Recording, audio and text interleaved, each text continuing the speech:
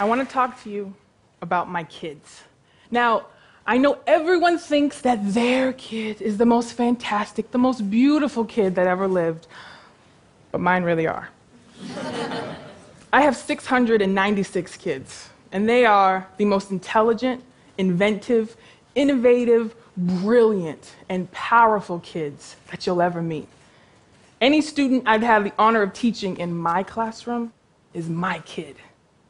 However, because their real parents aren't rich, and I argue because they are mostly of color, they will seldom get to see in themselves the awesomeness that I see in them. Because what I see in them is myself, or what would have been myself. I am the daughter of two hardworking, college-educated African-American parents who chose careers as public servants. My father, a minister, my mother, an educator. Wealth was never the primary ambition in our house. Because of this lack of wealth, we lived in a neighborhood that lacked wealth, and henceforth a school system that lacked wealth. Luckily, however, we struck the educational jackpot in a voluntary desegregation program that buses inner city kids, black and brown, out to suburban schools, rich and white. At 5 years old, I had to take an hour-long bus ride to a faraway place to get a better education. At 5 years old, I thought everyone had a life just like mine. I thought everyone went to school and were the only ones using the brown crayons to color in their family portraits, while everyone else were using the peach-colored ones. At 5 years old, I thought everyone was just like me. But as I got older, I started noticing things like, how come my neighborhood friends don't have to wake up at 5 o'clock in the morning and go to a school that's an hour away? How come I'm learning to play the violin while my neighborhood friends don't even have a music class? Why were my neighborhood friends learning and reading material that I had done 2 to 3 years prior? You see, as I got older, I started to have this unlawful feeling in my belly, like I was doing something that I wasn't supposed to be doing, taking something that wasn't mine, receiving a gift, but with someone else's name on it. All these amazing things that I was being exposed to and experiencing, I felt I wasn't really supposed to have. I wasn't supposed to have a library, fully equipped athletic facilities, or safe fields to play in. I wasn't supposed to have theater departments with seasonal plays and concerts, digital, visual, performing arts. I wasn't supposed to have fully resourced biology or chemistry labs, school buses that brought me door to door, freshly prepared school lunches, or even air conditioning. These are things my kids don't get. You see, as I got older, while I was grateful for this amazing opportunity that I was being given, there was this ever-present pang of, but what about everyone else? There are thousands of other kids just like me who deserve this too. Why doesn't everyone get this? Why is a high-quality education only exclusive to the rich? It was like I had some sort of survivor's remorse. All of my neighborhood friends were experiencing an educational train wreck that I was saved from through a bus ride. I was like an educational Moses screaming, "Let my people go to high-quality schools." I'd seen firsthand how the other half was being treated and educated. I'd seen the educational promised land, and I could not for the life of me justify the disparity. I now teach in the very same school system from which I sought refuge. I know firsthand the tools that were given to me as a student, and now as a teacher, I don't have access to those same tools to give to my students. There have been countless nights when I've cried in frustration, anger, and sorrow because I can't teach my kids the way that I was taught, because I don't have access to the same resources or tools that were used to teach me. My kids deserve so much better. We sit and we keep banging our heads against this term, achievement gap, achievement gap. Is it really that hard to understand why these kids perform well and these kids don't. I mean, really. I think we've got it all wrong. I think we, as Gloria Ladson-Billings says, should flip our paradigm and our language and call it what it really is. It's not an achievement gap. It's an education debt for all of the foregone schooling resources that were never invested in the education of the Black and brown child over time.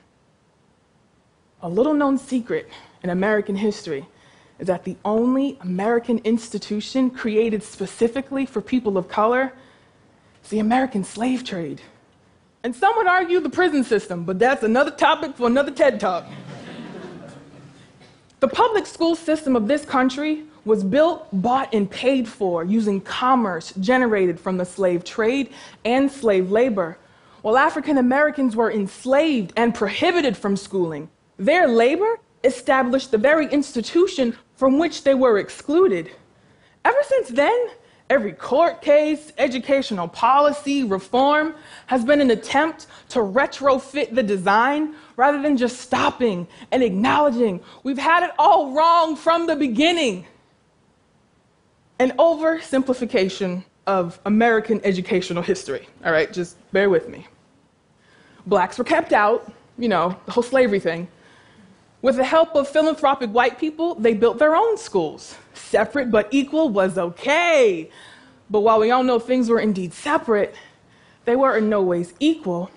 Enter Brown versus the Board of Education of Topeka, Kansas in 1954. Legal separation of the races is now illegal. But very few people pay attention to all of the court cases since then that have undone the educational promised land for every child that Brown versus Board intended. Some argue that today our schools are now more segregated than they ever were before we tried to desegregate them in the first place. Teaching my kids about desegregation, the Little Rock Nine, the Civil Rights Movement is a real awkward moment in my classroom when I have to hear the voice of a child ask, if schools were desegregated in 1954, how come there are no white kids here? These kids aren't dumb. They know exactly what's happening and what's not. They know that when it comes to schooling, Black lives don't matter, and they never have. For years, I tried desperately to cultivate in my kids a love of reading. I'd amassed a modest classroom library of books I'd accumulated from secondhand shops, thrift stores, attics, But whenever I said those dreadful words, take out a book and read, you'd think I'd just declared war. It was torture. One day, after I'd heard about this website called Donors Choose, where classroom teachers create wish lists of items they need for their classroom, and anonymous donors fulfill them, I figured I'd go out on a limb and just make a wish list of the teenager's dream library. Over 200 brand new books were sent to my room, piece by piece. Every day, there were new deliveries, and my kids would exclaim with glee, "Oh, this feels like Christmas!" Then they'd say, "Miss Sumner, where did these books come from?" And then I'd reply, "Strangers from all over the country wanted you to have these." And then they'd say, almost suspiciously, "But they're brand new." To which I'd reply, "You deserve brand new books." The whole experience hit home for me when one of my girls, as she peeled open a crisp paperback, said, "Miss Sumner, I figured you bought these books, because you teachers are always buying us stuff. But to know that a stranger, someone I don't even know, cares this much about me, it's pretty cool." Knowing that strangers will take care of you is a privilege my kids aren't afforded. Ever since the donation, there has been a steady stream of kids signing out books to take home and then returning them with the exclamation, "This one was good." Now, when I say take out a book and read, kids rush to my library. It wasn't that they didn't want to read. but instead, they'd gladly read if the resources were there. Institutionally speaking, our public school system has never done right by the Black and brown child. We keep focusing on the end results or test results and getting frustrated. We get to a catastrophe and we wonder, how did it get so bad? How did we get here? Really? If you neglect a child long enough, you no longer have the right to be surprised when things don't turn out well. Stop being perplexed or confused or befuddled by the achievement gap, the income gap, the incarceration rates, or whatever socioeconomic disparity is the new it term for the moment. The problems we have as a country are the problems we created as a country. The quality of your education is directly proportionate to your access to college, your access to jobs, your access to the future.